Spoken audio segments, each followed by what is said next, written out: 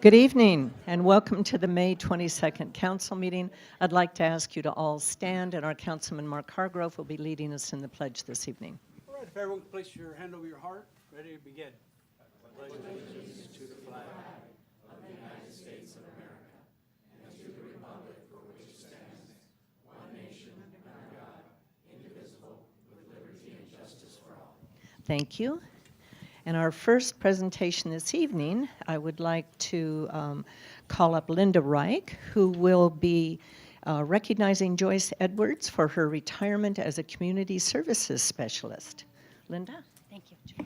Thank you, Mayor, members of the council. Joyce, would you like to come up and join us?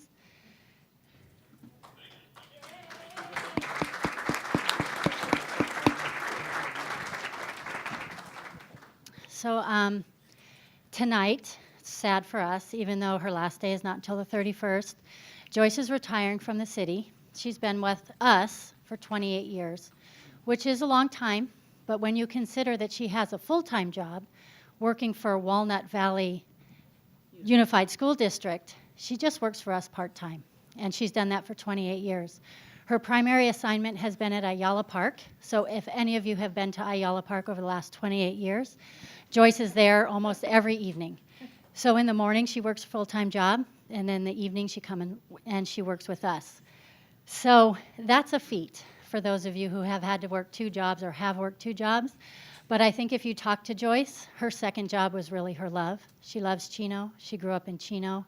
She's been here her whole life, and we were hoping that she would retire from her real job and then come work for us more full-time. But she has decided that she's going to move to Arizona with her daughters, who moved there short time ago.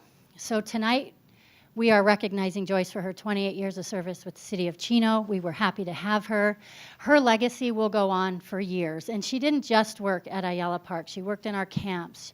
She ran different programs. She shuttled the mayor and council around at our parade every year for the last 28 years.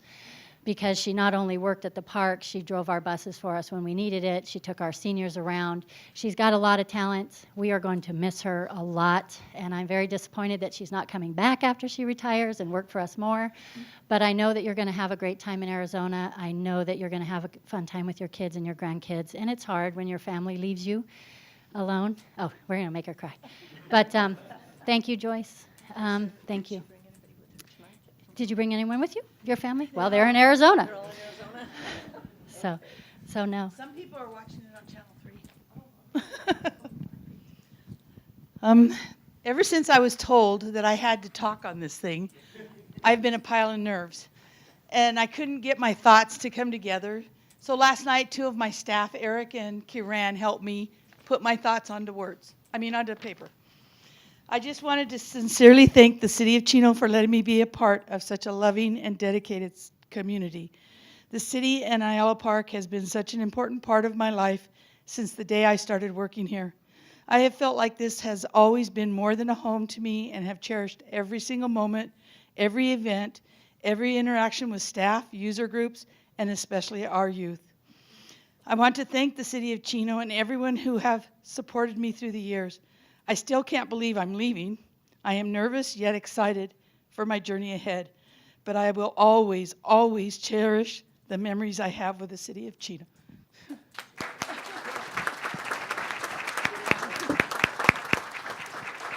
Well, Joyce, it's with regret that I present this city tile to you.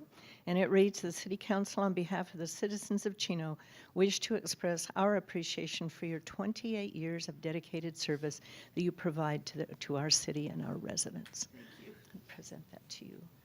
And Is this we called a tile? It's called a city tile. It's coveted. Thank you. We're gonna miss you. You're welcome. It's always hard to lose somebody who's been with us for a long time. Okay, next we have two very special presentations. And these are for the Hall of Fame and Award presentations for 2019.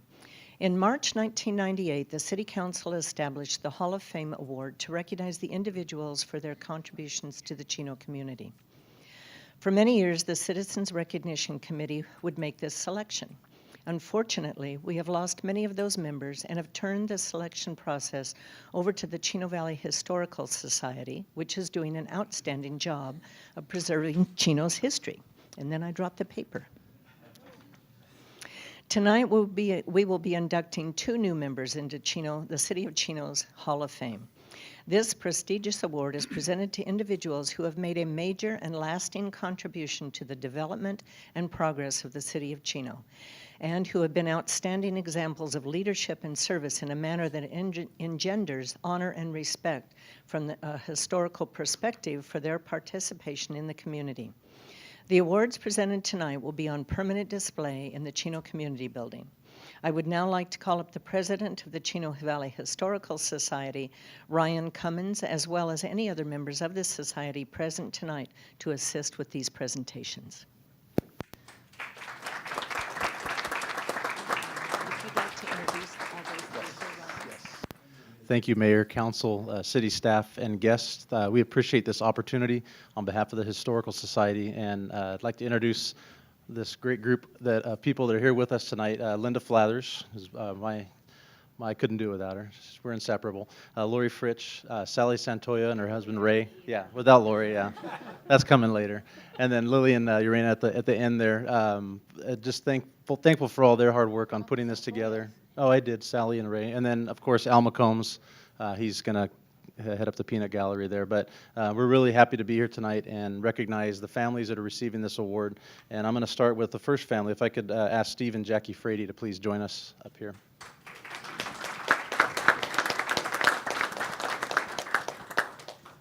So Steve is the grandson of Edwin Robert Bob Frady, and I'm going to read you what is presented on the plaque here.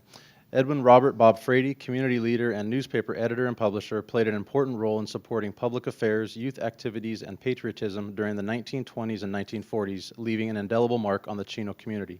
He was born into a newspaper family on October 30th, 1897, in Neely, Nebraska. In 1920, Mr. Frady married Veda Bell Wagner. They had two sons, Millard Van Frady and Robert C. Frady. In 1925, Bob and his wife moved to Chino, where he joined his uncle Elmer L. Howell and father Charles H. Frady, who owned the Chino Champion newspaper. He assumed the position of business manager and later became a partner with his father. When his father died in 1943, Mr. Frady became the full owner. For more than 30 years, he served as a watchdog for the community. Most of his stories dealt with its positive aspects. He promoted local events, activities, and people. His column, Bob O'Link, chronicling Chino's history. Mr. Frady sold the paper in 1949, but later returned to write his column for publisher Alan P. McCombs. Mr. Frady served in the U.S. Navy in World War I, and in World War II received a commission as a second lieutenant in the California State Guard as commander of its Chino company. Promoted to first lieutenant, he continued to command the company until the end of the war. Bob Frady served as a Chino Fire Department volunteer from 1925 to 1950, was a member of American Legion Post 299, serving as post commander from 1929 to 1930, and in its drum and bugle corps. He was a member of the Chino Odd Fellows Lodge and Chino Rotary Club, and an active member of the Chamber of Commerce, serving as president in 1941. Mr. Frady was also active in the Chino Valley Riders and its promotion of the annual Chino Rancho Ride. He served as announcer for local horsemen's competitions. He sponsored baseball and softball teams and served as umpire. He announced Chino high school football games and the annual 2030 Club's high school basketball tournament. He helped form Boy Scout Troop 1, now Troop 201, and served as a scoutmaster. He worked to preserve Chino's history as co-chairman of the Chino Historical Committee formed by the Chamber of Commerce in 1959. Bob Frady died in Chino on April 9, 1961.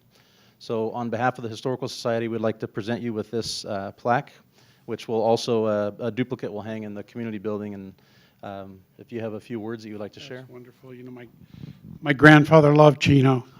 My grandparents both loved Chino. The whole family did. And he was dedicated to making sure the community grew and grew in a positive way. He'd be so proud of this honor. And on behalf of our family, I thank you very much.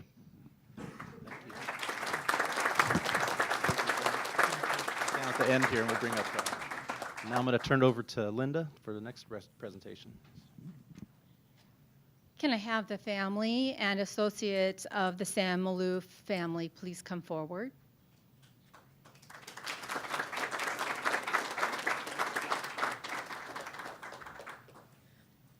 We'll wait on you, Dave. We have with us this evening James Rawich, who is the Executive Director of the Sam Maloof Foundation, Beverly Maloof, Seth, and Dave George, who's standing right next to me, who I have a connection to with my own family. His brother, Ty, lived next door to me as I was a child growing up here. And Ty would help me every night with my algebra, which I still failed. I still never got it. But they were just a wonderful family that I remember as in my childhood. So let's get on with Sam Maloof. He's such a wonderful man.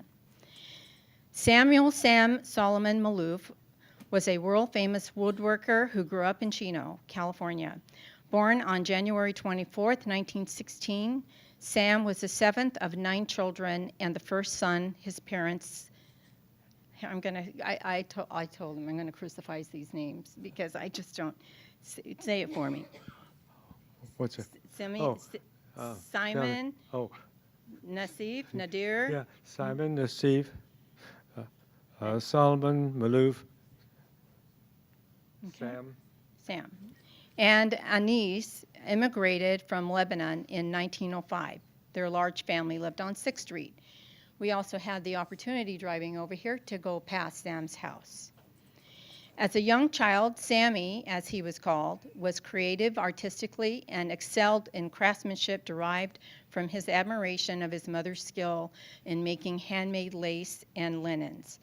At a young age, he made a broad spatula for his mother to turn bread, carved doll houses, furniture, cars, and other toys. At Chino High, under the name of Soloman, Sam was recognized for his woodworking instructor as having extraordinary skill. He was athletic, lettering in basketball, football, and baseball. He was a member of the high school yearbook and newspaper and served as ASB president before graduating in 1934. After high school, he worked in the art department at Vortex Manufacturing Company in Claremont, where he acquired knowledge and experience working with industrial designer Harold E. Graham. And in October 1941, he was drafted and served in the Army in Alaska. In 1945, Sam, taking the family surname of Maloof, returned to California and settled in Ontario. He was hired by world-famous artist Millard Sheets as a graphic designer. This is when he met Alfreda Louise Ward, and they were married on June 27, 1948. They had 2 children, Samian and Mary Louise. Mr. Maloof set up a furniture workshop in his garage where he built a suite of furniture for his home using salvage materials and commissioned the following pieces. Sam Maloof's pieces are exhibited in museums around the world, including the Smithsonian Museum, the Boston Museum of Fine Arts. President Jimmy Carter and Ronald Reagan had rocking chairs made by him. In 1953, the Maloofs relocated to Alta Loma and retained his workshop and studio. With the extension of the 210 freeway in 2000, they were moved 3 miles to their current location at 5131 Carnelian Street. The Sam and Alfreda Foundation was created with a museum and glorious gardens. In 1998, Alfreda passed away. In 2001, Sam married Beverly Wingate, who continued to support the foundation, preserving Sam's work. Sam Maloof died on May 21, 2009, at the age of 93. He did not see himself as an artist, but as a woodworker. He was a devoted mentor and teacher who proudly proclaimed Chino as his hometown, bringing it to its important fame. And with that, there's a lot. I'd like to present this plaque for you, and we will also have a copy of that hanging at the community building. Thank Would you. you like to say something? Well, thank you very much for all you people coming. And I really like my uncle, and he really liked Chino. Thank you.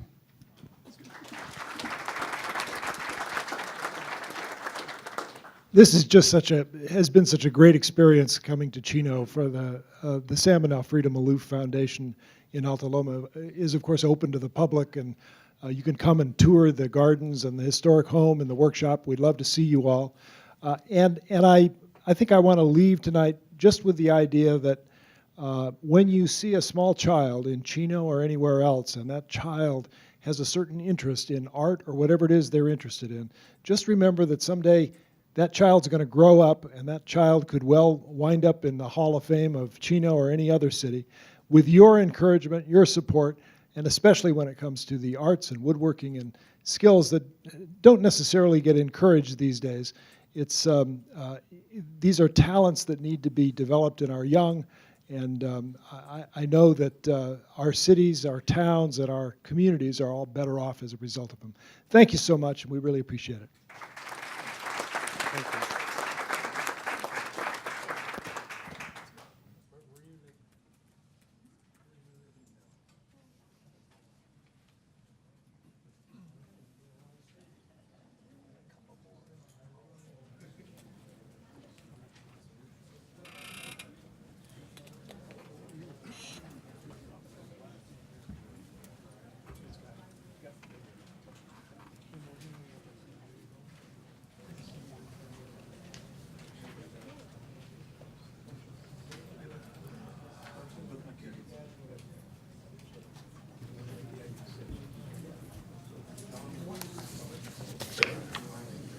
Okay, I'd like to ask our city attorney, Brian Wright Bushman, to please give us a report out of a previously held closed session. Thank you, Madam Mayor. There were 3 items in closed session. The council discussed 2 of them. The conference with labor negotiators was discussed in part and will be continued after the open session. There's no reportable action taken on that item. And the conference with legal counsel, as was said earlier, was only concerning 1 case. That item was discussed and no reportable action was taken. And finally, the conference with the real property negotiator, there was no time for that, so that will be taken up after the open session. Okay, thank you very much. Mr. City Manager Matt Ballantyne, are there any additions or revisions to the agenda? Yes, Mayor. Staff is requesting that item number 11, which relates to KB Homes and final acceptance of the parks down in the preserve, that item be returned to staff so we can look at, we're seeking some additional documents associated with that item. Okay, so that item will be pulled and sent back. Okay, we have included in our packet this evening, which is accessible online, an economic development report for April 2019. I'd encourage you all to access that.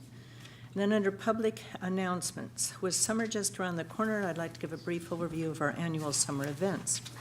First, starting on Friday, June 14th, and happening almost every Friday, except June 28th due to the fireworks spectacular show, up until July 26th is the Chino Summer Nights Movies on the Lawn.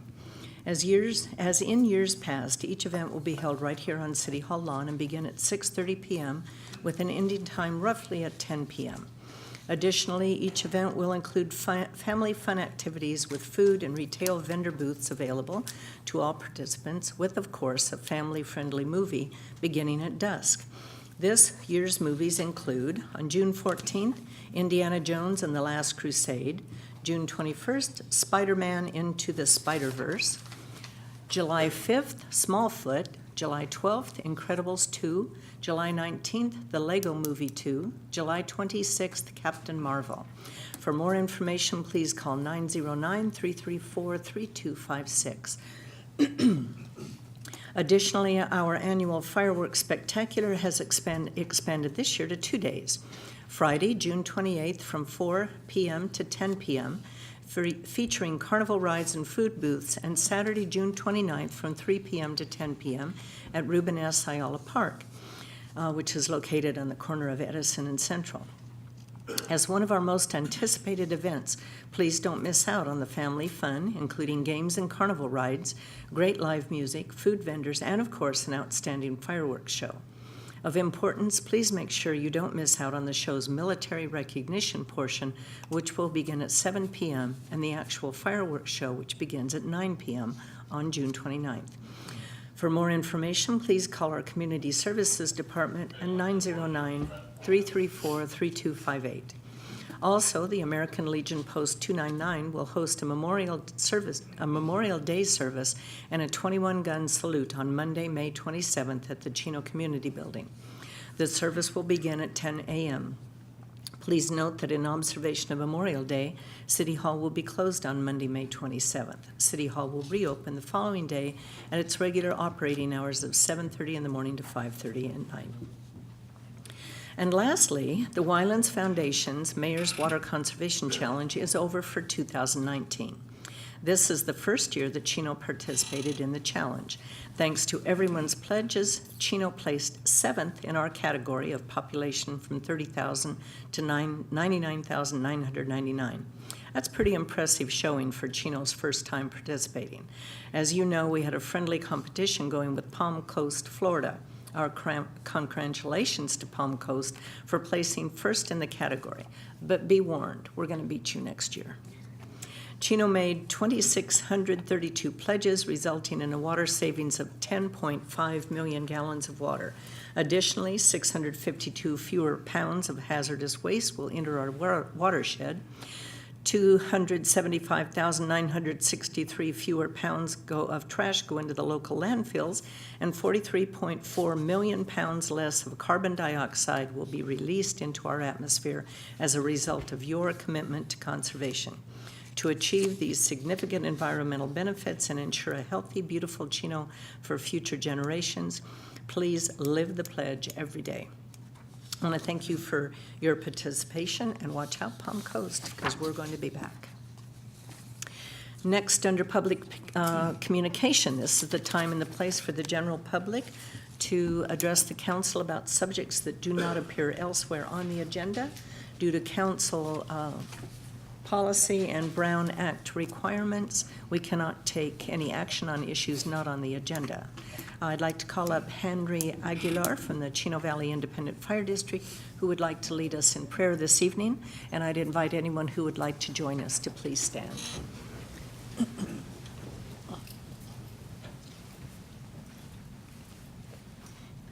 Let us pray. Dear Heavenly Father, Lord Jesus, as we come before you this evening, we thank you for this day, Lord, and Lord, we thank you for all the rain you've blessed us with, Father. Lord, I ask blessings upon our city council meeting, Lord, and our city mayor and our city council, Father. Lord, I also lift up the first responders, police and fire. Lord, we thank you for all the things you are doing in our city, and we ask, Father, that you would continue to bless us with wisdom and direction. For it is in Jesus' name we pray. Amen. Amen. Thank you very much, Henry. Okay, other written requests to speak I have. Melissa Campani from Supervisor Kurt Hagman's office. Well, good evening, Madam Mayor Ulloa, council members, and community members. My name is Melissa, and Supervisor Hagman has asked me to come by this evening to mention that June is National Safety Month. So to honor that, he is offering a document shredding event. That's going to be held in the middle of June, June 15th from 9 a.m. to 12 p.m. It is free. We do ask that people limit their shredding items to 5 standard size filing boxes. And that's going to be held in Ontario and at the Ontario Police Department parking lot, 2500 Archibald Avenue, and that is in Ontario. So if you have any of those items, I don't know if you've ever seen those shredding machines, but they're awesome to watch. And there goes all of your personal information, and you won't have to worry about it. We do have some flyers, or if you'd like to follow Supervisor Hagman, information is available on Facebook under Supervisor Kurt Hagman. We do look forward to having other events just like this here in Chino, as well as other cities in the district. Thank you very much. Thank you, Melissa. Our next written request to speak is Mr. Bob Nigg, and he's going to address us on traffic signals. Good evening, Council. My name is Bob Nigg. I live in East Chino. And I'm here tonight to talk about left-hand turn signals. There seems to be a proliferation of those signals that it's when you need to stop and wait for the red to make a left-hand turn. For the last 2 years, I've been trying to go through the city engineering department to find out why there's so many when they seem to be unnecessary. And it's not just, recently I sent to the city clerk a video, and I guess I can't show it here. It just demonstrates me pulling up to an intersection where I could have made a safe left-hand turn because there was only one car going north, but I had to wait for the signal to go through the cycle, so I'm sitting there almost a full minute to make a left-hand turn when I could have done it before them. And it's not just my opinion that these things, they should have never been installed. They don't meet the volume requirements that would require a left-hand turn signal. I've asked the city engineering department, how were these put in, what documents, what was used to support it? No information. They said it could have been a developer, could have been a prior city employee. They make the choice. But we don't have any documentation. Now, this is from the California Caltrans Traffic Signal Operation Manual. And what it kind of, to me, it confirms what I'm saying, that ill-designed traffic ineffectively placed creates excessive delay, disobedience of the indicator. A lot of people get tired of waiting for that thing to turn and they go. And increased frequency of collisions. It also causes more congestion because the traffic, as it goes through the signal, other people need to stop. More accidents, excess fuel consumption, you're burning fuel, and it's creating air pollution while you're sitting there. And it increases travel times. This is not my opinion, this is what Caltrans states. One of the issues is safety. I'm all for safety. But when I went to the Traffic Information Management System, the state website that shows by city the accidents, the two intersections that I've been complaining about, one of them has 11 accidents, and you can go down the street 200 yards and make a left-hand turn without any protection. Same time of day, same conditions, same speed, same truck traffic. There's 0 accidents. You take the Fern accident, the Fern corner that I showed the video to you guys, that had 9 accidents in the time frame, and it goes from 2009 to 2018. And yet you can go down Schaefer, because this is a Schaefer and Fern, and you have 3 protective permissives where you can make a left-hand turn if it's safe. Those had less accidents. I've also reviewed, I've done a lot of research. Unfortunately, the city doesn't seem inclined to do any research. And that same transformation information management system, it gives you the top 10 intersections with accidents by city. The one in Chino is Chino Avenue and Ramon Avenue. And the time frame, I went the largest time frame available, 2006 to the end of 2018. There's been 61 accidents at that intersection. 39 of them were broadside. 26 of them were left-hand turns. So, and the left-hand turns accounted for 43% of the accidents at that corner. That corner has protected left-hand turn signals all the way around. It just shows the documentation that the left-hand turn signal, which everybody says is the safer, in this city, it's creating more accidents by the documentation, the empirical evidence that I can draw. You can take Ramona and Riverside Avenue that doesn't have, it's permissive. It's just stop each way of street light where you don't have even a permissive green, you have just a red or green. That had 55 accidents in the same time frame. Only 16 of them were for left-hand turns, 29%. So what I'm trying to say is the evidence that I can develop by actually going to empirical evidence says it's not always safer to have a left-hand turn protected, and it's not efficient. Now, I don't come here with just a complaint. I come with the possible solution. In 2006, the Federal Highway Administration started testing a four bulb protected turn, a flashing yellow arrow. The studies, the most recent one I can find, which has actually confidence level within 95%, shows it reduces accidents from just a permissive green light, permissive protective, by 24%. If you put a sign up, a street sign as you approach, saying, you know, flashing red, it reduces accidents by 30%. This isn't my data. This is a Department of Illinois state study did with cooperation with the Federal Highway Administration using other test data that basically did the scientific numbers and crunched it with confidence level, showing it has a 30% reduction. It also showed that same test that cost benefits were 19-to-1. In other words, 19.8, almost 20-to-1. So if it costs $25,000 to put 4 signals in a full intersection, in a 15-year period, the cost benefits, less accidents, fuel consumption, would equal $500,000. Again, a scientific study using known formulas that are valid. So I don't come here just saying, just try to fix it. There are some ideas out there that when I talk to the city, they say, we don't know. April 2nd, this council approved a $1.1 million expenditure for signals and traffic coordination on Edison and Pipeline, and I think it's Riverside.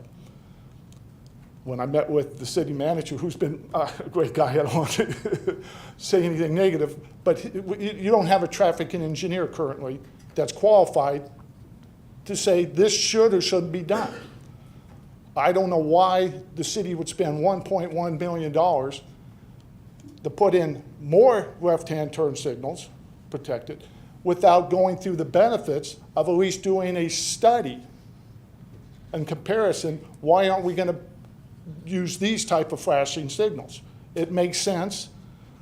It saves numerous time from sitting there at an intersection, like I said, burning gas, wasting things, and I don't think it's protecting the public at all. I am going to have to ask you to wrap up, Bob. Okay, I have an abundance of information here. I've met with Mark on it. Any other city council wants to look at the data I pulled up and say it, I would ask the city spend the time, put it as an agenda item, have the staff write a report saying, why aren't we doing this? Why aren't we looking into this? Can you summarize all of that and provide that in an email to our city manager? And then he can forward all those statistics to us? Yeah, I can give you the reports. Okay. I'll give you the websites where the reports can be found. Okay. And, and it doesn't take, but, the 90 pages of reading, but it's the data is there. Okay. And it's hard evidence. Well, thank you And very I'm much. hoping the city will do more than just say, well, we can't do anything about it because it's a safety issue. Well, I don't believe that's a valid excuse. And I won't take up any more of your time. Well, thank you for bringing that to us. Okay, we have one more written request to speak. Kimberly Mosley, regarding commission appointments.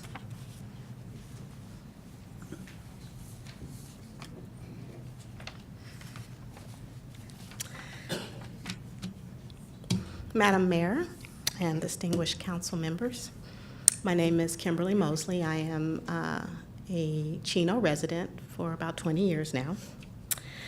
So I'm going to just kind of read. I just put this together, so I'll kind of stay on point. So there is an appearance of a black hole and a lack of transparency when it comes to solicitations for applications to fill various board seats or commission seats that are appointed. There are announcements of openings, arbitrary deadlines for application submissions, and then after that, nothing but silence. Then an appointment. There is no acknowledgement of the application having been received to the applicant, or even an offering of a date as to when an appointment will be made. No communication. There is no selection criteria by which appointments are being made and made known to anyone. So this is a little personal for me. I applied for and did not get an appointment to the Planning Commission opening recently. I questioned the selection process and received no feedback. I have applied for a community services appointment several times with no feedback, no acknowledgement of the application, nothing, and then an appointment is made. The last one I applied for was through the school board and not here. So these are some concerns I have about transparency and process. I was under the impression through the last couple of meetings that something would be done. There was an acknowledgement that there isn't a process other than you look at the applications and you make a choice. And I just don't think that that is a valid method and way to engage the community, to ask for their participation, to solicit from them the time and energy to fill out an application because they desire to be a part of the process, and then you don't have any way of fairly making a selection. So at this time, I'm just speaking my concerns. I believe others have had this concern, and as of date, I have looked on the website, Chino, City of Chino, on the various commission sites, and I see nothing that talks about how you will select future commissioners for these positions. So I'm hoping that with my questioning that there will be some consideration of that, that there will be some kind of thought process, and that you will come up with a way that you can advertise as part of your request for community participation. That this is how we're going to review the applications. This is the criteria by which we are going to select applicants, whether it be some kind of point system, however, whatever you want to do, just make it transparent so that people understand what they're basically getting into in terms of making the application, putting the application in, and that they have some idea of the selection process. So. Thank you for your input. Okay. Okay, those are the written requests to speak that we have. We have a tradition here in the city of Chino, and that is we invite any student that's in the audience that wishes to come to the lectern to be acknowledged that they're here. We ask that you give us your name, school you attend, the class that you're taking, and your teacher's name. And I see we have a couple of students in the audience this evening. So if you'd like to come forward.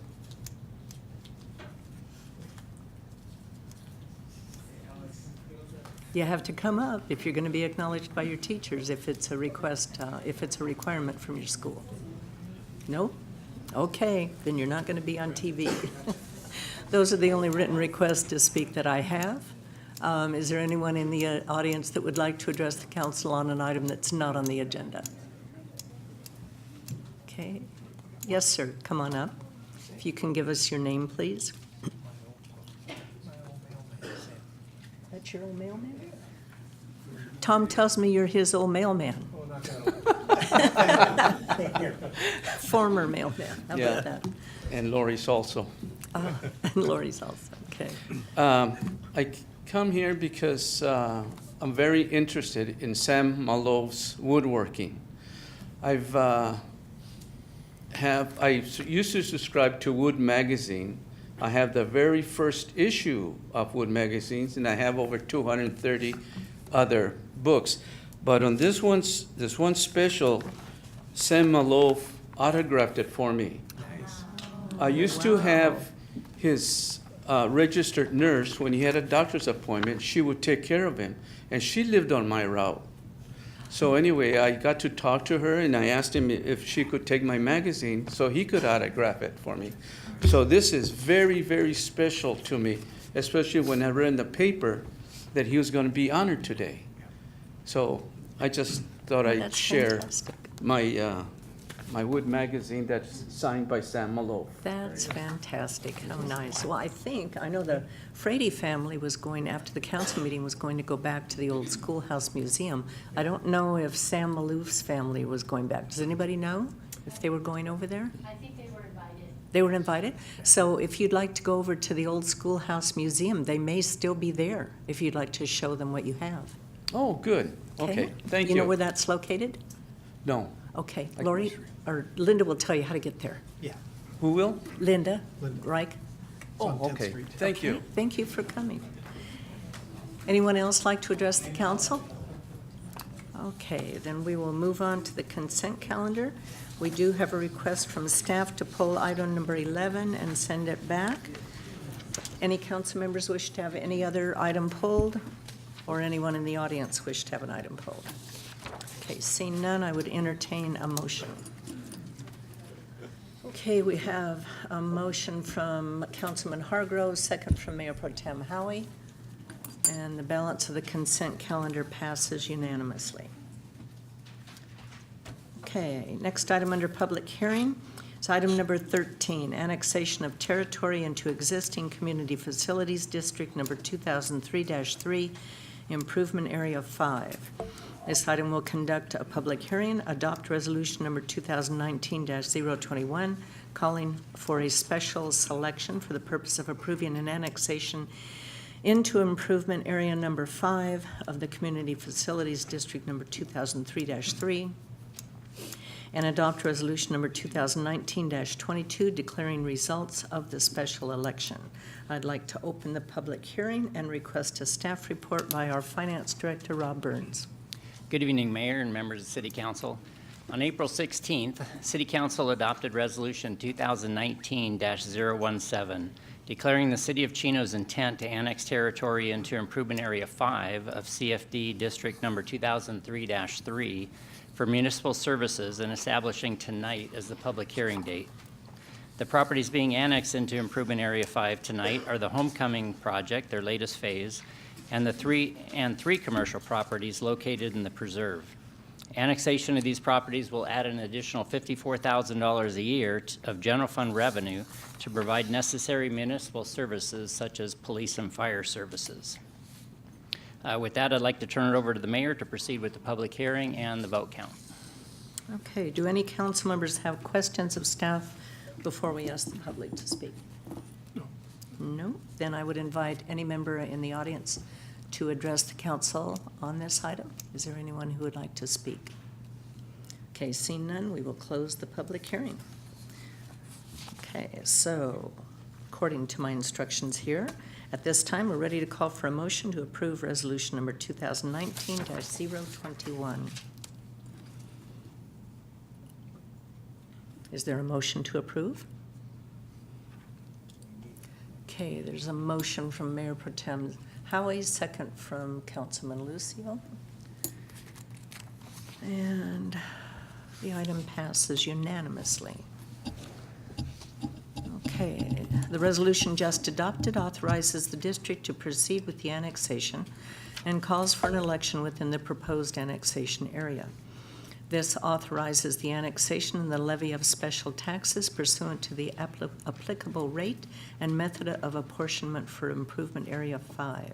Additionally, the election will now be held by the city clerk since the district has received waivers regarding the time to hold the election from taxable property owners in the proposed annexation area. Angela, would you like to open the ballots? Thank you, Mayor. All ballots have been cast in connection with the election for the proposed annexation, and the election has now been closed. The results of the election were unanimous. 31 votes in favor of the proposition. Thank you. Okay, having heard that the statement of the city clerk certifying the results of the election, I will now entertain a motion to adopt resolution number 2019-022, declaring the results of the election. Okay, there's a motion from Councilman Lucio, second from Councilman Hargrove. And all votes have been cast, but it's not really showing. Yes, Mayor, all votes have been cast, and it was moved by Councilmember Lucio, seconded by Councilmember Hargrove, and it was unanimous. Thank you. Okay. This concludes the public hearing. We'll now move on to the new business items on the agenda. Under new business, item number 14, professional services agreement, Western Audio Visual. This is to award a professional service agreement to Western Audio Visual in the amount of $114,507.94 for audio-visual upgrades in the City Council chambers. Our staff report this evening will be provided by our management analyst, Jack Morgan. Thank you, Mayor and members of the City Council. For tonight, for your consideration, is a professional services agreement with Western Audio Visual in the amount of $114,507.94. As a matter of background, the last time we did a project like this was in 2007. And at that point in time, not only did we do an audio-visual upgrade, but we also remodeled the physical interior of the council chambers as you see it tonight. In focusing on the audio-visual side of that, staff has done a really good job working both in-house and working with our ongoing maintenance agreement to really extend the useful life of the equipment that we have. We really have increased the longevity of the equipment, but as it has aged, we really have seen more frequent failures with the equipment, really in this past year. One of the things that has happened, we've had the audio completely fail on us at one point. That required us to actually refurbish the audio. Really, that was a short-term solution until we can find a more permanent system. We've also had connection issues from the computer monitors that you see here to our plasma television screens, and that precludes staff from being able to show any sort of presentation that can be broadcast out to the public. And lastly, as the council is very much aware, we've also had issues with our vote screens where they may freeze, and that prevents us from using our vote system. So to find a solution to that, we compiled a request for proposal. Yes. And this was posted on Planet Bids on March 29th. And before any of the proposals were actually received, we did have a mandatory pre-proposal meeting here in the chambers. At that point in time, we had quite a few vendors that showed up, and they were able to take a look at the equipment, see what condition it was in, and then also ask staff how frequently we use this room. Ultimately, we ended up receiving 4 proposals, and we had staff made up of both the administration department and our IT division that took a look at those proposals, and it was unanimous that Western Audio Visual submitted the most responsive and responsible proposal, not only because they understood the tight timeline that we had with this project, but also they submitted equipment lists that was going to be effective, provide longevity, and did so in a very competitive, at a very competitive price. And speaking about that tight timeline that we have, understanding that not only does the council use this room, but we have commissions that use this room, and so does staff, we found an opportunity this summer to be able to have Western Audio Visual in here to do the work should the council approve this agreement. Back in April, the council did give staff authorization to cancel the August 6th regular meeting, and that was for National Night Out, so the council could attend those events. A special called meeting will be held on August 7th. It's anticipated that it'd be held at a separate location other than the council chambers. In addition to that, we are also going to cancel the August 20th meeting. So the plan would be, if the council approved this agreement, that Western Audio Visual could purchase the equipment, we would have it ready to go, and they would start work on July 17th. That's the day after our second meeting in July. This would give them about a month and a half to complete everything, install it, have it programmed, train staff, and we'll be ready to go for the September 3rd regular meeting. And lastly, it's also important to note that this will be fully funded with our Public Educational and Government Access Fund, commonly known as our PEG fund. This is made up of PEG fees, which is paid through our franchise holders that operate within our boundaries. And so should the council approve this agreement, there will be no general fund impact. It will only, there'll be no general fund impact because it will be paid completely with PEG fees. So with that, it is recommended that the council approve a professional services agreement with Western Audiovisual in the amount of $114,507.94. We're also requesting a 10% contingency because once they get in there and start working, they may need additional equipment, not knowing exactly what's in there since it's been quite some time since they've done the work. And that it comes out to $11,450.79. This gives a total potential project amount to $125,985.73. That completes this report, and I'd be happy to answer any questions. Thank you, Jack. Very good report for your first time. Thank you. All right, Jack. Is there anyone in the audience that would like to ask any questions, even though this isn't a public hearing? Okay, seeing none. Any questions from council? Yeah, I've got a quick question. Jack, did you say the monitors are going to be replaced in here also with this or not? Yes, so these both are going to be replaced with 75-inch flat screens, and the monitors that you all have for your vote screens are going to be replaced as well. And they're going to be high def and they're going to be able to see us better? I don't think that's a good idea. But maybe it'll work. Mark, did you have a comment? So Jack, two things. Have we ever used Western Audiovisual before? Yes, actually, they were the ones who did the initial work back in 2007. And beyond that, they've done multiple projects throughout the city. One that I worked on was the broadcast room, which we used to actually broadcast our council meetings. So they know what's down there, they know what's in here, and they know this room very well. And so they would be able to get in there and be able to connect everything. Oh, great. That makes, that's good to know, because they come in about $50,000 less than everybody else. So I think it was important that if they really knew what they were getting into or were confident with, the equipment they provide. I certainly think that 2007, you said they installed it. I mean, we have a 12-year period. That's my TV. I change my TV about every year. So, I mean, if we're getting 12 years out of this equipment, I think it's met its limit. So, thanks. Paul, you had a comment? No, I was just going to follow up with what Tom said. I think the best company would be Samsung, 3D HD models. They're pretty good. They last a long time. Okay. If that's all the comments there are, then I would entertain a motion. Motion from Councilman Hargrove, second from Mayor Pro Tem Howie. And the item passes unanimously. Item number 15, award of contract and purchase order approval, citywide roof replacement project, IB 807 and IB 817. Award a contract in the amount of $212,620 to Right Way Roof Corporation, Fontana, California, for the citywide roof replacement project at the Public Works Service Center Administration Building, Via Park Restroom Concession Building, and the Ayala Park Restroom Concession Building. Our staff report this evening will be provided by our projects manager, Carolyn Baltzer. Good evening, Madam Mayor and members of the council. The current fiscal year budget provides funding for the roof replacement project. The project will consist of replacing the roofing systems for the Public Works Services Center's Administration Building and for the Ayala and Via Park Restroom and Concession Buildings.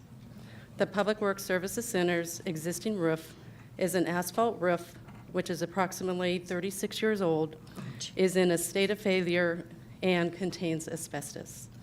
The roofing systems for both Ayala and Via Park Restroom Concession Buildings have tile roof systems, and each roofing system is over 25 years old. Ayala Park is also was tested and is positive with asbestos. To obtain the best pricing for the project, staff elected to purchase the roofing material directly from the roofing manufacturer, the Garland Company, through a cooperative purchasing agreement to eliminate any contractor markup cost and therefore reducing the overall project cost. In addition, purchasing the roofing material directly from the manufacturer provides a 30-year warranty period for the Public Works Services Center, including all material and labor costs, and a 20-year warranty period for material only for Ayala and Villa Park restroom concession buildings. A notice inviting bids was published in the Chino Champion and on Planet Bids on April 26, 2019. 7 bids were accepted electronically. The lowest bid submitted was by Rightway Roof Corporation of Fontana, California, in the amount of $212,620. Staff reviewed the contractor's licenses, bonds, and references, and have determined them to be the lowest responsive and responsible bidder. At this time, staff is requesting the City Council's approval to award a contract in the amount of $212,260 to Rightway Roofing Corporation of Fontana, California, for the roof replacement project, and authorize expenditures for up to $21,262 for project contingencies. In addition, staff is requesting City Council's approval to approve a purchase order to the Garland Company in the amount of $56,686.98 for the purchase of roofing material for the project, bringing the total project cost to $290,568.98. The City Attorney's Office has reviewed all the documents and found them to be in order. This concludes my report, and I'll be happy to answer any questions you may have. Thank you. Carolyn, I do have a quick question. My report says $212,620, and if I heard you right, you read $212,206. I'm sorry, I misspoke, sorry. Okay. I wanted to make sure our document was right. Any comments or questions of Carolyn? Okay, then I would entertain a motion. Okay. We have a motion from Mayor Pro Tem Howie, second from Councilman Hargrove. I don't think the other ones are working. The item passes unanimously. Old equipment, old roofs. Okay, the next item, item number 16. This one has long been awaited. Award a contract, El Prado Road Reconstruction Project, Project ST-181. Award a construction contract in the amount of $2,392,367.80 to All American Asphalt, Corona, California for El Prado Road reconstruction.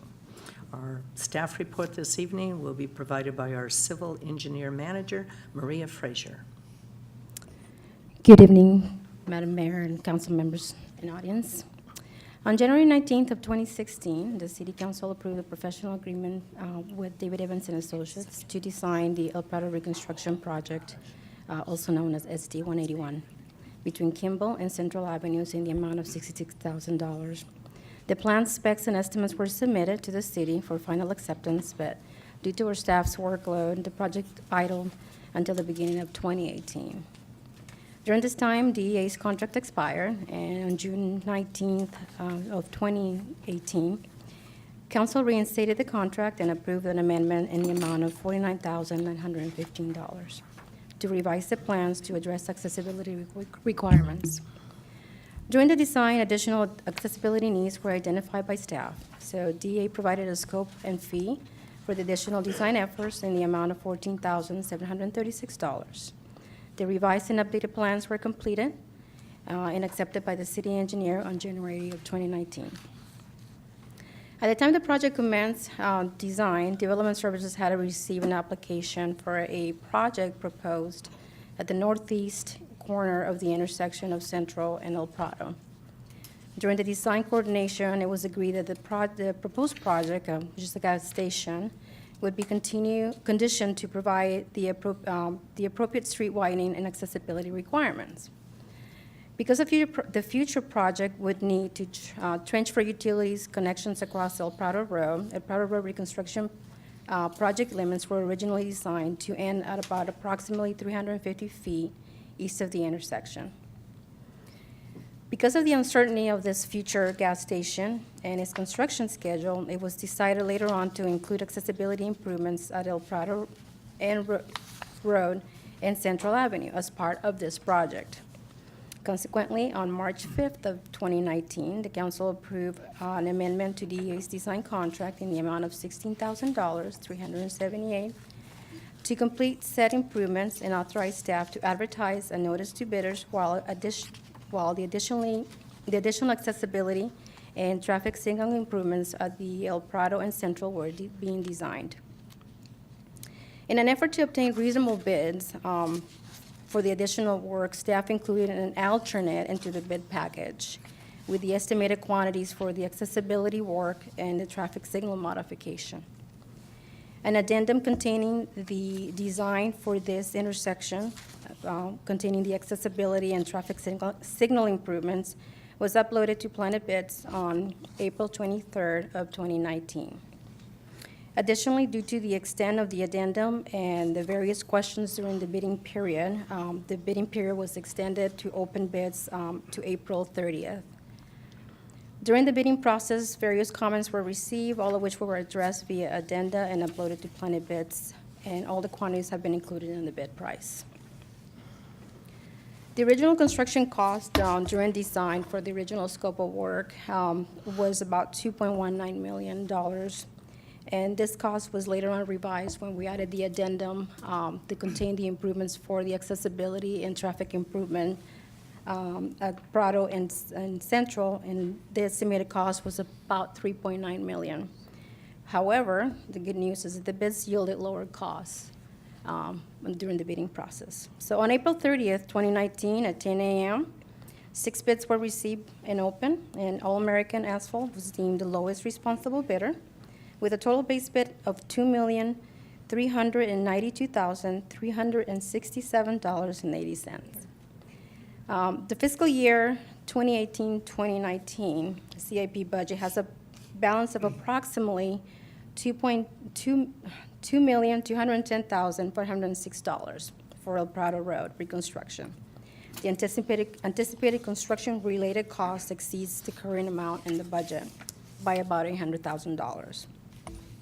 Staff is recommending that the budget transfer from the road maintenance rehab account be utilized for this project. And this $800,000 will be transferred from the fiscal year 2018-2019 street rehabilitation project, which is also known Project ST-183, as this project will not be completed until next fiscal year.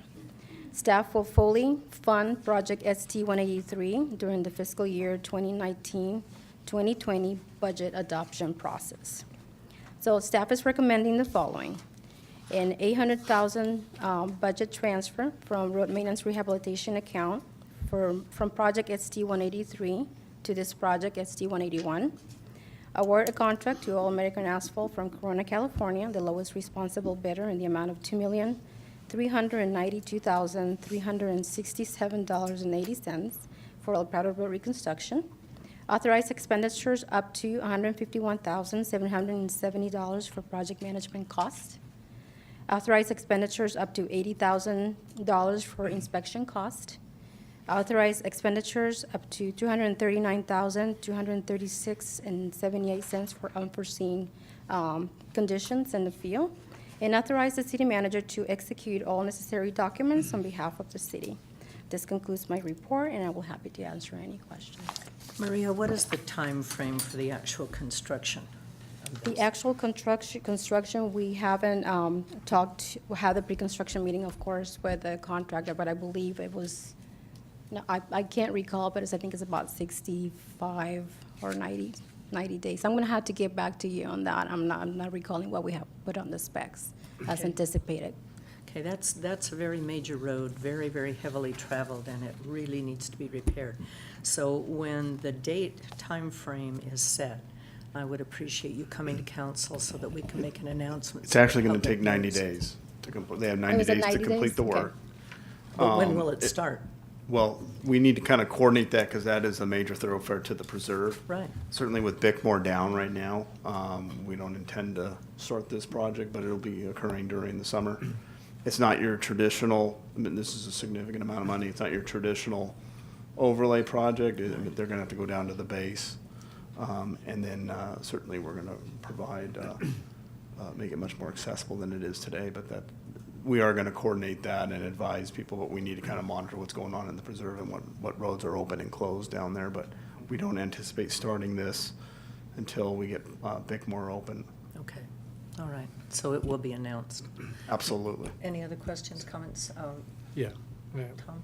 Yeah, I've got some questions, Maria. So the company that designed the project, Yes. I guess it's David Evans and Associates. So their initial bid to do the design was $66,000. Is that correct? Yes. But then we delayed it, and 2 years later we said, oh well, we need to do some accessibility factor. So Yes. we had another bid from them for 49,000 additional. Correct. And then time goes by, and I guess we said we needed another $14,000. And then after that, some more updates for another 16,000. So it seemed like, is it normal to get this project that was started out at 66,000 to get over 150,000, or maybe not quite that much, maybe 140,000? It just seems like they're probably pretty happy with us. They probably want us to call them again, but I mean, is that normal for us to? Well, if you really think about the project, was initially designed in 2016. A lot has changed as far as accessibility from there to when they picked it up again. And as you know, the accessibility issues are pretty fluid right now. We're trying to harness what the requirements are. So there have been changes in the interpretation of accessibility, which has caused the additional design from our consultant. Okay, all right. It's really two causes. When we originally designed this, accessibility, as Maria mentioned, was not taken into account. And so a large portion of this was catching up. The second is, as she mentioned, there was a proposed gas station, and the thought was, at the time, that developer would make those improvements.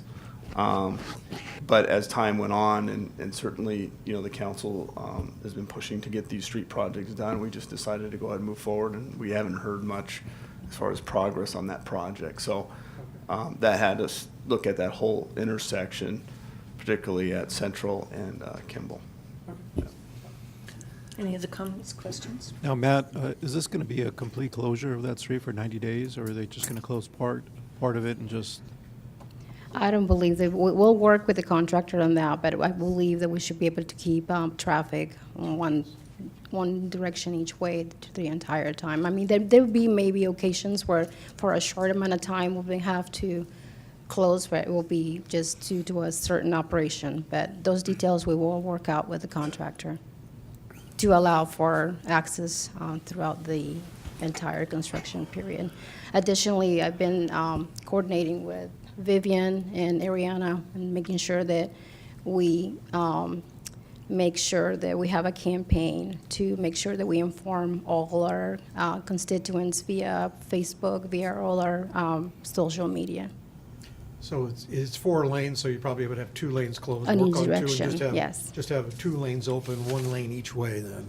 Oh, boy, that's gonna be a lot of traffic. That's I gonna mean, be a lot it of will have an impact on the traffic, of course, but there will be accessibility yeah, the but we entire need time. to But have- yes, we there need- will be impacts to traffic. We're gonna need to have something open, that's for sure. And when we've had our office hours down in the preserve, I mean, we've been sharing with folks about this project. I mean, certainly the primary concern right now down in the preserve is Bickmore. And we're getting closer to wrapping that up. But we have let folks know that this El Prado project, I think everybody's going to welcome it because that street is in really poor shape. But there's just never a good time to do it. That's true. Any other comments or questions? Okay. Well, this project is long overdue, and I believe it is going to be a headache, but at the same time, it's desperately needed. So, council, if someone would please make a motion in a second, we will get this approved and going. Okay. Motion from Mayor Pro Tem Howie, second from Councilman Lucio, and the item passes unanimously.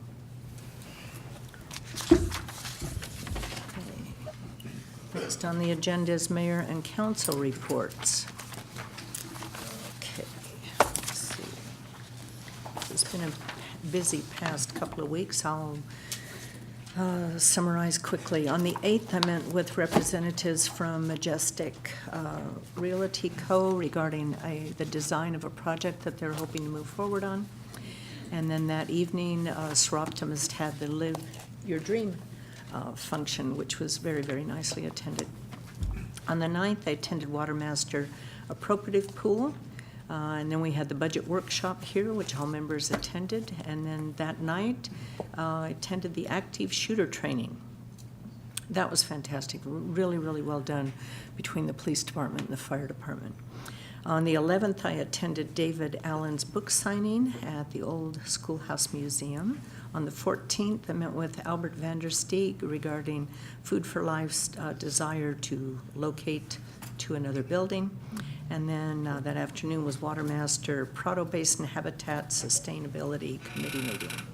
On the 15th, we had the prayer breakfast, and then that evening was Caltrans open house regarding the bridge improvements, 3 bridge improvements, and the central on-ramp, off-ramp widening. On the 16th was Watermaster Appropriative Pool confidential session, the advisory pool, and then the Optimum Basin Management Plan number 4 listening session. And then on the 19th to the 21st, myself and 4 council members and several staff members attended the International Convention of Shopping Centers in Las Vegas and received some very good information regarding businesses that are interested in coming to the city of Chino. So that usually takes a little bit of time to come to fruition, but hopefully within the next year or two, we'll see some pretty nice businesses opening in Chino. Okay, Mayor Pro Tem Howie. Thank you, Mayor. Yeah, let's see, I have a number of different things. As you mentioned, the Seroptimists had their Live Your Dream Awards, and they presented a number of people some nice scholarships and things like that, and some very moving stories we heard there that night. It was some women who really had some hard times, who pulled themselves together and were very appreciative of the funding that the Seroptimists gave them. Survivors, yeah, absolutely. I mean, there were some pretty intense stories there. On the 9th, I attended the San Bernardino Transit Authority study session, and then we had a budget workshop that evening. On the 11th, I was listened to David Allen at the Historical Society talking about his book and some of his funny stories that he told. He's got some funny stories in there. The Water Facilities Authority, I attended on the 16th. And then, of course, in Las Vegas at the shopping center convention, it was great going, especially with our 2 new council members that got to go for the first time and got to see how big that convention center is and how many retail opportunities there are, not just in California, but there's people from all over the world, including mostly from the United States. So they got a chance to see kind of for what the economic engine that can drive, helps drive our city. The retail businesses can come here and take a look at what we have. And I think the best news we got was that after all these years in the preserve, in the community core, which is supposed to have a shopping center, some retail in there, Lewis's for years has just said we just can't get enough people that want to come in and open any businesses because there's not enough rooftops, there's not enough people. Well, now the numbers have been increasing enough to where they are. It looks like they're getting ready to, in the community core, to put in some retail in there, maybe a full-size shopping center, or it won't be like a mall or anything, but maybe a supermarket and some other stores, and which in the preserve is greatly needed. So that was good news, and we'll give you updates on what happens with that in the next year or so. And you think about it's going to get built in the next couple of years probably. So that's good news. And then just want to invite everybody to come to Memorial Day on the 27th at 10 a.m. It's a great service right out 10th and B Street at our community building. Come on out. It takes about 45 minutes, and you get a 21-gun salute and somebody playing taps on the bugler, and it's just and some good speeches, and it's a very moving, patriotic day. So be sure to come out for that. Thank you. And you also have item number 17. Oh, yes, I do. Yes, I do. Item number 17 is the Community Support Fund for 2 very good local charities. One is the Chino Neighborhood House and also the Chino YMCA So I would like to give a donation to both of those. And if I'm looking forward, do you want me to do that or do you want to? Okay. Appropriate motion. for a motion and a second. There's a motion from myself, second from Councilman Hargrove, and the item passes unanimously. Thank you. Okay, Councilmember Hargrove. Guess I should turn on my mic. Thank you, Mayor. So on May 9th, I attended the San Bernardino County Peace Officers Memorial Ceremony held at the Ontario Downtown Civic Center. As usual, it's hosted by a different agency every year. I think last year Chino hosted that. It's a fantastic event. I think everyone should go there. The sacrifice that peace officers have paid in this state, in this county, and in this city particularly are just, they're sad in some parts, but they're just, the remembrance of them is so important to go on year after year and continue to pay homage to those families that are still there and suffering from that. So I want to thank Ontario for that, for hosting them this year. It was a great event. And to our chief and her staff that they're the honor guard, they did a great job, and I appreciate that. And then May 13th, the city manager and I met with, I'll say a resident, but Bob's here and said we met with him. So met with Bob Nigg regarding the traffic signals. He provided some great information. I think it's important for the rest of council to look at it. And I would say that I may not agree with everything Bob has to offer about it, but I do agree that safety is our primary driving force behind everything. And I think Bob agrees with that too. We can get somewhere quickly and safely at the same time. That's exactly our point. So I appreciate him bringing that forward. And then May 15th, I attended the Chino Valley Unified School District Measure G Oversight Committee, of course. Representative there, just real quickly, Chino High has finished their Phase 0 plan. I should say it's 95% complete, but by last week it's probably completely done. That was just basically building up the fields over. So they're prepared at this point to move on in the summer for the Phase 1, which will be the demolition of the north side of the school. Yeah, and we'll see how that goes. They have the drawings for Phase 1 and Phase 2 up at the state level. Of course, waiting on the state, you never know. So we'll see, and hopefully that'll just go quickly and they can move into that. And then I also attended the Caltrans, came in there a little bit late, but that's going to be a heck of a project. I'm sure we'll deal with that. And then May 18th, I attended a workshop over at the Monte Vista Park. Crowded, a lot of people there giving their ideas. Staff gave a great presentation of what they would, was basically soliciting the public. What do you want to see there at Monte Vista Park? So I really do appreciate that. I know we're mandated to do so many workshops, but it really is important that we understand what the residents would like there, and I think staff's doing a great job of trying to understand that. And then, yeah, the 19th through the 21st, we attended this conference. It was eye-opening, to say the least. It was overwhelming in some respects. What I found from it most importantly was the fact that my own kids, the community members, and everyone I say, what I talk to says, we would like this there, or we would just like it. And what I learned quickly was, well, it doesn't really work that way sometimes. So it's, you have to have the right space. And, you know, this is driven by the economics, quite honestly. Builders or retailers want to see A, B, C, D. And if you tell them we only have A and B, they really say, well, we may be looking somewhere else. So the thing that I found most gratifying about it was that our staff were there. The staff we had there are knowledgeable of this city beyond belief. They are there to give them the background of why something won't work or where it will work. More importantly, even the regulations or the ordinances or the policies or all that of how we can bring something to the city. But I think that doesn't stop them from driving forward and saying, we still would like you to come there. What can we do to get you there to Chino? Especially for those great retailers and restaurants and those things that I mean, who knows better than we do what we want here? It just has little small nuances that you have to solve first. Number one is, where they want them, somebody already exists. So somebody already got the good spot before you got here. So that was a great event, and I do appreciate the staff's energies there at times. And then I want to shout out to the city again for the social media posting. Although I think I'm really not a social media guy to a great extent, I guess I am, because I have every app on my phone, and what I get all day long, especially with events today, was Nextdoor, Chino PD, City of Chino, Facebook, Chino Notify. They all are out there shooting out information about what hazards are out there, what roads are closed, what to avoid.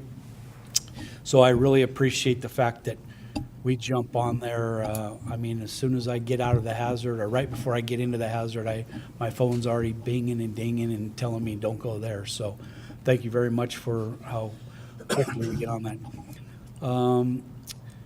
I just want to speak to a lot of that.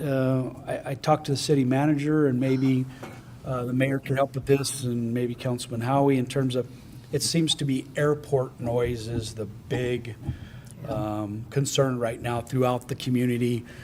Again, watching social media, people are really like, and I'll honestly say that I've lived here my whole life, and it wasn't until about the last 3 months that even I've woke up about 3 a.m. and said, what is that? And as I listen and open the window, it's a jet going over and just full thrust. And so I don't know what the city of Chino can do. Maybe city manager can offer some suggestions how we can address that. I know it's residents are speaking about, first you got to start at the council. So before they get here, maybe we can get ahead of that. So I'll let him speak on that in his comments if he'd like. And then I want to say congratulations to all the students in Chino. The next week they'll be promoting and going through high school graduations. I know it's an exciting time for them. I know for me, I couldn't wait to get out of high school. And so I'm sure some of them are ready and willing and waiting to get out to the world and to go on to further their education. So good luck to all of them in the future. And then lastly, I just hope everyone on Monday will take a moment on Memorial Day in remembrance of those individuals who sacrificed their lives while serving in the United States Armed Forces. I served myself in the Air Force, and I was fortunate to be in a time that there was no conflicts going on. And but there certainly have been many individuals, men and women, who have served this country and lost their lives. And I couldn't even begin to tell you how much I appreciate that personally, that the sacrifices they gave. And with that concludes my reports, Mayor. Thank you. Thank you very much. Councilman Lucio. Yes, on May 8th, I attended the Chino Valley Independent Fire District meeting. They had a demonstration there of the use of the high-performance CPR and auto pulse device that they're now deploying out in the field. The thing that this device does is it ensures that firefighters and paramedics are performing CPR at a high rate of speed, or the proper rate, and that they're going into the chest at the right depth. One of the things that they found is that when they're transporting a person from, let's say, if they're at their house, they had a heart attack and they started doing CPR. Once they put them on a gurney and started transporting them to the ambulance, they weren't able to do the CPR like they wanted to. So this device goes around the chest, it compresses them, so while they're on the gurney being wheeled up into the ambulance, it remains the same, steady. The device does it, does the compressions. Wow. It does the breaths. And also they found that another time that they're kind of vulnerable and some firefighters or paramedics get injured is when they load them into the ambulance and they're responding to a hospital. They run the risk of crashing. Well, the firefighters or paramedics are not seatbelted in, but with this device, they're able to continue the CPR all the way to the hospital, never lose any of the amount of compressions or breaths, and they say this device helps us save lives and continue with the compression. It was very impressive to watch it. On May 9th, I attended the city council, or the city's budget workshop with the rest of the council. On May 15th, we went to the Caltrans open house at the Chino Police Department. One of the things I went there, I thought they were just going to discuss the raising of the bridges, the 3 bridges, but they actually talked about the terrible condition that the 60 freeway is in, from the 71 freeway all the way into the 215. And they've already identified budget and money to be able to repair those roads because they're much needed, the improvements. But it was good to see that this is something that they were looking at, and they know it's a problem, and they're going to work towards fixing that. I had a conversation. I asked the question, of course, that everybody asks, well, what about the widening of the 71 freeway from Euclid to the 91? We still haven't got a response from him, but he said he was going to look into it and find out what they have in place or if they have any plans at all. On May 19th to the 21st, we attended the conference over in Las Vegas. And it's good to see that there's restaurants that want to come to the city of Chino. So when we lose somebody, there's always somebody else that wants to come in their place. Also, I was very happy to see that Lewis Homes is advertising the shopping center there in the preserve. They say they've already got a grocery store that is going to go in as an anchor, and then they're going to have several shops around it. So it was good to see that they are promoting the shopping center. It's something that's needed down there in the preserve, and it's good to see that it's moving forward. But lastly, I'd like to end with, as you all know, on March 30th, an unknown person or persons decapitated the statue of Mary that stood in front of the St. Margaret of Mary Catholic Church. It stood out there for over 50 years. This despicable act devastated the parishioners at St. Margaret of Mary Catholic Church, as well as the students that attended the school, my kids included. And the citizens in our community were outraged by this act, as witnessed in the media, when the media came out and covered the story, as well as people that were on social media talking about it for several weeks afterwards. Recognizing how devastating this was to our community, I just want to thank the Chino Police Officers Association, the Chino Management Association, Police Management Association, for donating $1,000 to help fix the statue so our community can move forward from this event. This generous donation shows how committed they are to the community, and they truly set the bar on how community partnerships should be built. I just want to say thank you. And with that, I end. Okay, now you have item number 18 also. Item 18, I would just like to ask the approval of a donation to the Chino American Little League, the Chino Youth Boxing Foundation, and the Chino Girls Fast Pitch. Okay, and we have a motion from Mayor Pro Tem Howie, second from Councilman Hargrove.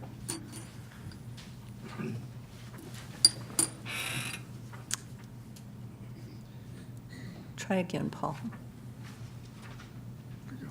Okay, the item passes unanimously. We're getting new equipment. Councilmember Rodriguez. Okay, May 9th, I also attended the budget workshop, and it was very excellent. Review of every department. I would highly recommend that the departments use like a data-driven information. For example, if I was to take Bob Burns or Rob Burns and to say, okay, over the 5 years, this is what we've done, these are the challenges, and here's the stats that could support 5 years ago, and then you could actually say, hey, we're making progress. So there's actual facts there.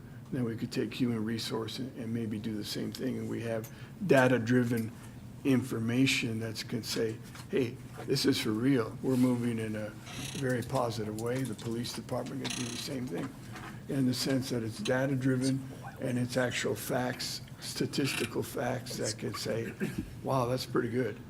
You know, we've moved in this direction from here to now. And that way we have that information that later on we can compare ourselves maybe to other cities that are comparable to us in demographics and so forth, education. So that's another way of looking at the great progress that all the departments are doing. And it supports everything that we're doing here in Chino. So it would give us a lot of value, I believe, in that. So there would be no question that, no, hey, we have 5 years that we can prove that we're moving in this direction. So a suggestion, I was there on May 15th with the Caltrans Open open house meeting, and this is an excellent development for the city of Chino. It's time that we move in that direction. It will also work on the idea of congestion and traffic that we've been looking at. And as we all know, that's going to increase as time goes on. But at least we're looking at this not as a problem, but as a challenge. And challenge is like a statue. You can chip away and eventually conquer that challenge and find those solutions. So excellent presentation there at the police department.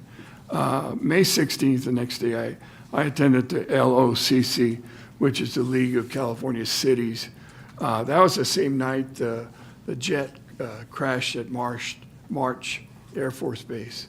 So the traffic was very congested. But anyway, the focus of the meeting was, again, smart cities and connecting cities to new technologies that are out there. And some of the ideas that they presented were very logical, in the sense that when you look at cities, Chino and so forth, they look at prosperity. They looked at safety and health.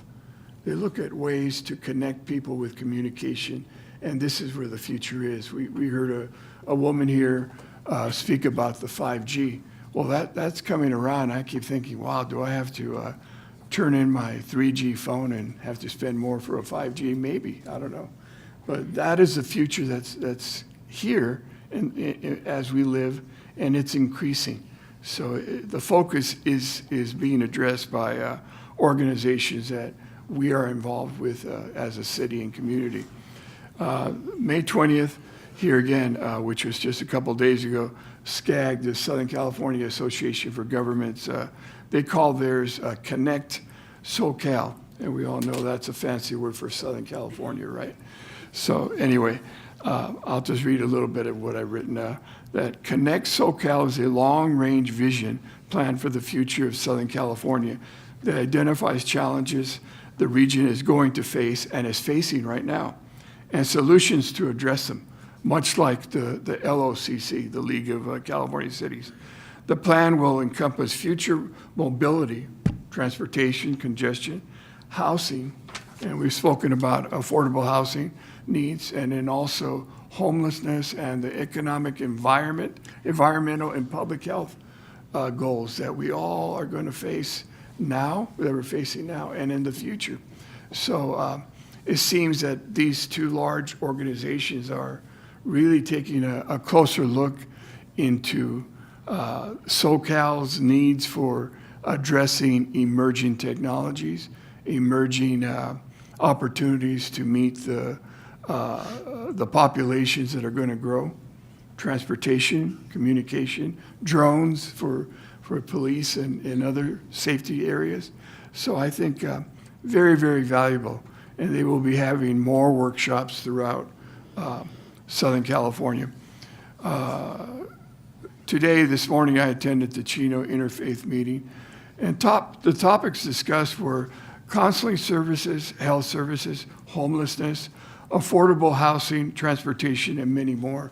And my hat goes off to Dr. Linda Reich and her staff for providing so many community services to as many people as they can reach. As she mentioned at the budget workshop that we had, you go after and you support kids from K all the way through high school and beyond through college, because we want them to be participatory, be part of our city, and also part of our community. And I'll say it again that kids, as soon as they're born or even before they're born, their parents are already involved with the city in contributing fiscal by going out to Sam's and buying the diapers ahead of time, buying the food, paying for their mortgage, paying for the electrical, preparing for the child to go to school. And when the child actually goes to school and they begin kindergarten, they start learning social skills into how to interact in a classroom. And we all know a kindergartner or a 2-year-old, sometimes they're not always like Bugs Bunny. They're more like Daffy Duck, me, right? And so it's important that we understand that they learn these skills in schools that are later on transferred to the real world, to the Albertson stores, to the neighborhoods, so they can show politeness and connection and being respectful for their neighbors. And they become part of the city immediately. So it's not at a certain time in high school that suddenly, okay, now you're part of the city. No, they're part of the city as soon as they're born. So I think, again, the community service and all our departments do a tremendous job. I know Chino Valley Unified has a program for Hope, which is a program that works with students and families that are in need of support, homelessness. As a former high school principal, I saw that.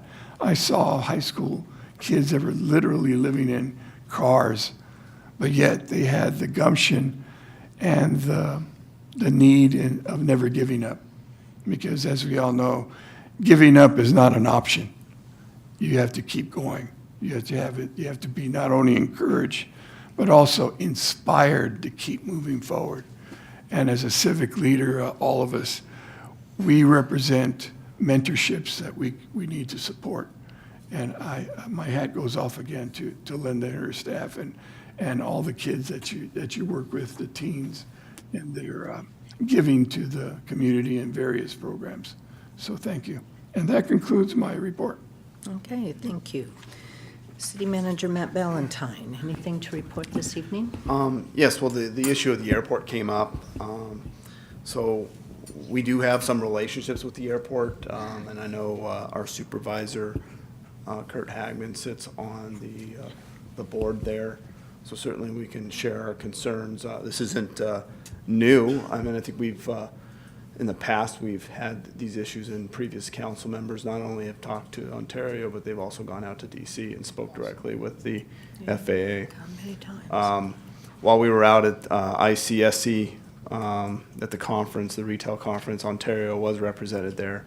They are experiencing tremendous growth as far as ridership. I think they were, when they took they acquired the airport, they were upwards of 3 million passengers, and today they're, in upwards of over 5 million, and it's growing. They're hoping to get up to 10 million. So I think it's important that we certainly address the matter early on rather than later. One of the big pressures the FAA is applying to these airports is direct access, and for those that are familiar up with the Lake Arrowhead area, they're flying directly over that community, and they're currently fighting with the FAA about having them relocate or redirect their routes. But certainly we will follow up and develop a strategy on reaching out to the airport. But they do have a website you can go to, and it's very interactive. It logs all the planes that fly over. You can actually click on that plane, and it'll tell you the altitude.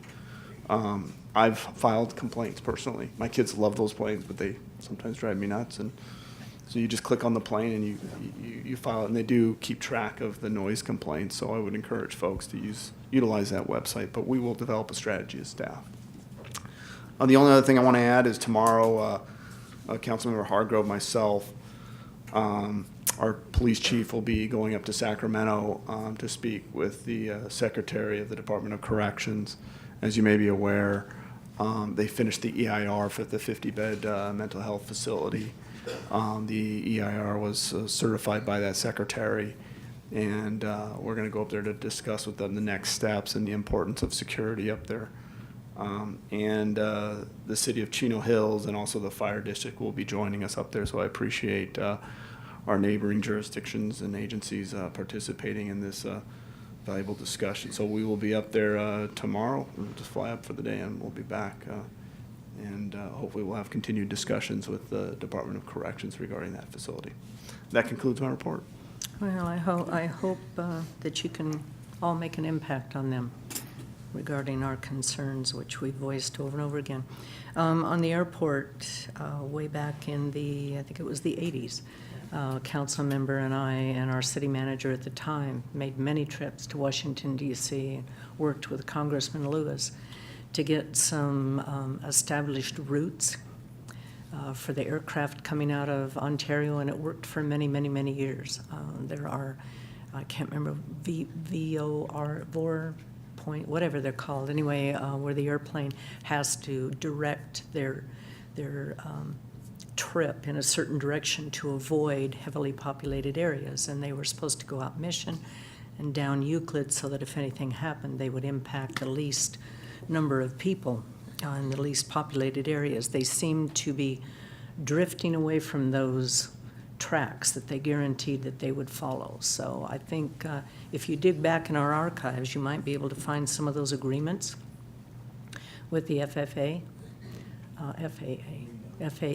Future Farmers, the FAA, with the FFA, and remind them of the guarantees that they gave us many, many years ago that they would not impact our community. Because I, too, there are times I'm out, and I'll call Matt, I'll be out feeding the horses, and these planes come over, and you can almost see the pilot. I mean, the noise is horrendous. So they're not sticking to their agreed-to paths that they had guaranteed they would stay with. Okay, we have a new person with us this evening in the city manager or city attorney's chair, and that's Brian Wright Bushman. Brian, do you have anything to add this evening? Nothing to report. It's a pleasure to be here sitting in for Fred tonight. Thank you very much. And Wes, you're here for our chief. Thank you, Mayor. Yes, on behalf of Chief Comstock, just wanted to share a couple of things with you tonight in the community. First of all, this is click it or ticket. So between now and June 2nd, our personnel will be out there issuing tickets. And the goal is not to write tickets. In fact, I would say most of our police officers would prefer not to write any moving violations. But our goal is to protect people. 57% of our young people who are killed in fatal collisions are not wearing their seatbelts. So that's our goal, is to get people to put on their seatbelts. And speaking of safety, I'm sure as Councilman Hargrove spoke today, we put out some messages reference road closures. We had a horrendous thunderstorm today. And I just want to commend our police officers, our PSOs, our cadets, the fire department, and Public Works, who was out there in the rain while all of us were inside and keeping our roads open and helping people get around. So that's all I have to report tonight. Thank you very much. And that storm was a shock. It was incredible. Buckets. And happy to report all roadways are back open. Terrific. Thank you very much. Although many of them have a lot of dirt on them. Until tomorrow. Until tomorrow. Is it going to happen again tomorrow? I hope not. Not like that, at least. Well, I don't know. I didn't expect that one. That was crazy. We need to start building boats. Golly. And who's here from the fire department? I have no report this evening, Mayor. Nothing at all? Okay. All right, we are going to I be- wanted to, I'm sorry, Mayor. Yes. But our division chief's going to be retiring, so I want to congratulate him on his upcoming retirement. So congratulations, Mike. Well, I think you need to come up here then and say a few words, since you're not going to be with us too much longer. Come on.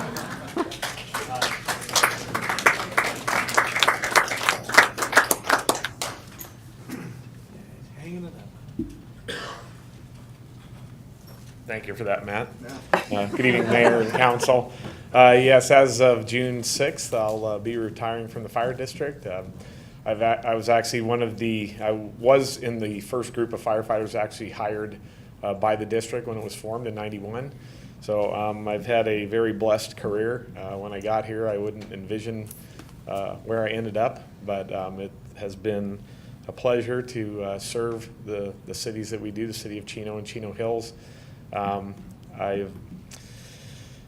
It's kind of getting interesting now. It's like you always, I'm not concerned about what's comes next, but it's getting kind of strange now. It's like that I've been coming here for all these years, and to just think that I'm not going to be here anymore. But my wife's been at home, and as a firefighter, my wife has held down the fort at home and raised two amazing daughters, and I credit her for that. And it's when my phone rings and it's from her, I know there's something serious going on at home, because she does not call, she just handles it. So I'm going to give her my time now. She we had a little scare a couple years ago with a breast cancer, and you know, everything's good now, and we're both healthy, and you know, you're healthy until you're not. So I'm gonna give her some years, and we're gonna go do some things that we've got on our list. But it has been a pleasure serving the city of Chino all these years, and I have a lot of plans, but I know that I will miss it. I know going out the door that it always sounds really good when you're a year out and you just can't wait and you start counting the days. But when it gets there, it starts getting a little surreal. So, but with that, thank you for all your support for the fire district, and you know, I hope to make it back. And you have some amazing events up here. I do have an old car, and so I'll be making it back up to the shows here. But I hope to be back in the community quite often. So. Thank you for all your support over the years. I Thank appreciate you it. for your years of service, and we wish you many, many more years of great times with your wife and your family. Thank you so much. Thank you very much.